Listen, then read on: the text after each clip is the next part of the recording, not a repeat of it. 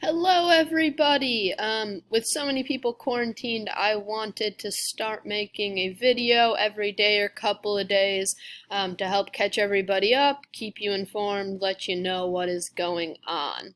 First off, if you are behind in assignments, that's fine. Just turn them in, get them done. Better late than never.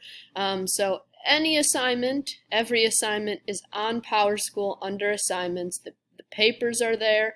Everything you need is there to help you turn stuff in. If you have any questions, please ask.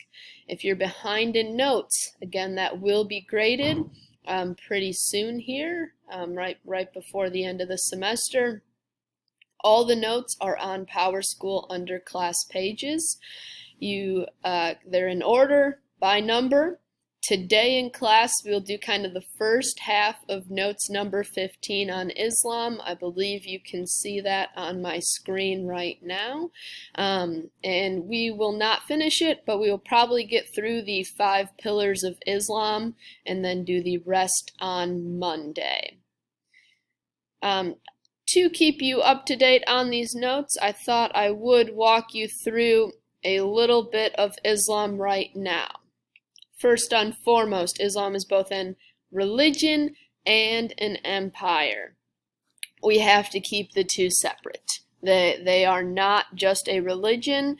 The big kind of difference to think about, Jesus never led a country. Jesus never led an army. Jesus was simply a religious leader and started a religion. Muhammad's going to be a little different. Muhammad is not only a religious leader, he's also going to be the leader of Islam as an empire. The empire of Islam continues to this day, right? So moving forward a little bit, you have these notes again on PowerSchool, so as far as writing them down, you're probably going to want to go to that PowerPoint. I just want to go through this really quickly to give you a little bit more information on what I'm going to say about it. So, first off, Arabia is where Islam starts. These people originally are polytheistic. They have all sorts of different tribes living in the very unfertile land of Arabia. It's very desert-like there. So these different tribes have different families and are ruled by clans. They are not one giant empire. They do, however, have a common language of Arabic, and that will be important for Muhammad. Arabia has 3 different continents that all kind of come together, Africa, Asia, and Europe, which is going to be really important for that idea of cultural diffusion we talked about with the Romans, that they are able to spread their ideas and take little things from other cultures and claim it as their own pretty frequently. Mecca is a city you need to know. We in Islam are going to continually talk about this city of Mecca. It's Muhammad's birthplace. It's going to be where the Kaaba is. It's going to be kind of the center of Islamic life, and it was the most important trade city and religious city before Islam even started. So Mecca is a very, very religious city with this Kaaba. Kaaba has been there for over 4,000 years. So there's Mecca on a map. Medina is another very important city to Islam that at different points Muhammad will flee to. The early life of this Muhammad guy. He was orphaned at a young age. He is raised by his grandparents. As an adult, he becomes a merchant. And the nice part of being a merchant is you get to go around, walk around, go many places, meet different people, see different ideas, trade with different people, make money. So he's very successful at being a merchant, and that success will lead to Islam too. So Muhammad created the religion of Islam. In Islam, he is known as the last prophet. Okay, so he is the last person to tell of God. Muhammad Muhammad's works brought him into contact with Jewish and Christian merchants. So, as the story goes, in 610, Muhammad is told by the angel Gabriel that he was a prophet sent to earth by God, and that he needs to start preaching this new monotheistic faith called Islam. Islam means surrenderer to God. So Muhammad is kind of this chosen person through the angel of Gabriel to do this. Now, how this all kind of works together, all three of the major monotheistic religions trace their lineage back to Adam, and that goes to Noah, and then the big break is Abraham. Muslims, they trace their lineage to Abraham and then to Ishmael. On the other hand, Christians and followers of Judaism then see it more as Isaac, and then going to either Jesus or Moses from there.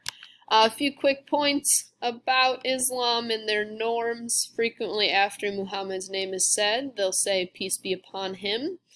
We won't do that in this class, but you might hear that in different things. There are absolutely no images used in Islam. There are no pictures of Muhammad. There are no pictures of God or Allah in Islam. It's considered completely sacrilegious. And it's this idea that you don't worship pictures, you worship the God. And Muhammad didn't want any images of him because he thought it would take away from God. They instead used what is called calligraphy, which is basically very fancy writing. Now, the last thing we have to talk about here today are the 5 pillars of Islam. These are the most important aspects of Islam, and we will go through them here. The first one should be no surprise. It's prayer. Muslims pray 5 times a day in the direction of Mecca. The next one is the profession of faith. They say there is no God but God, and Muhammad is his prophet. To be a Muslim, you accept that statement to be true. Number 3 is the idea of fasting during Ramadan.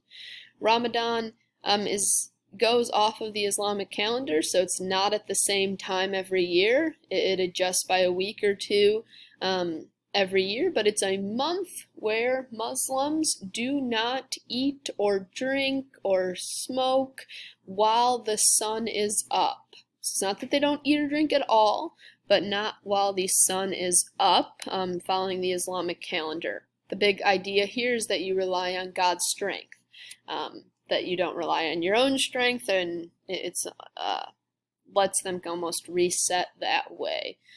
Fasts are pretty common in a lot of religions. This is a pretty interesting video. I think you'll like it. He's a professional basketball player who is actually in the NBA Finals, and it was during Ramadan, and you can listen to how important Ramadan is to him.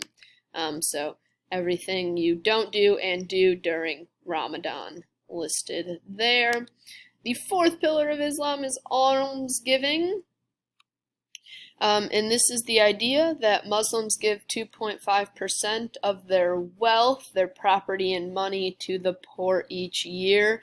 It's a little bit different than just your income. It's your wealth. Technically, you're usually are more wealthy than you have as income, so that's why it's a little bit less of a percentage than you might see in other religions that tithe as well. But this is to give back, to give to the poor. The last one is probably the most interesting. It's called the Hajj. And the Hajj is a pilgrimage to Mecca that all Muslims should make in their lifetime. This is a major, major event. It lasts an entire week. You go to the Grand Mosque, which is by the Kaaba. You walk around it 7 times. At one point you go to a different mountain that is believed to be one of the last places Muhammad was. At a different point you go to these giant pillars that represent the devil. You throw stones at them. It's a major week-long pilgrimage and celebration to Mecca. that is known as the Hajj. It happens for a week every year. I don't know if we'll get to it in class today, but we will watch this little Vice documentary on it that is pretty interesting. Somebody snuck a camera in and recorded all sorts of the pilgrimage. Very, very interesting. I'm not sure if we'll quite get to it, but I will let you know. Again, if you have any questions, please email me, and I will try to answer them. Thanks.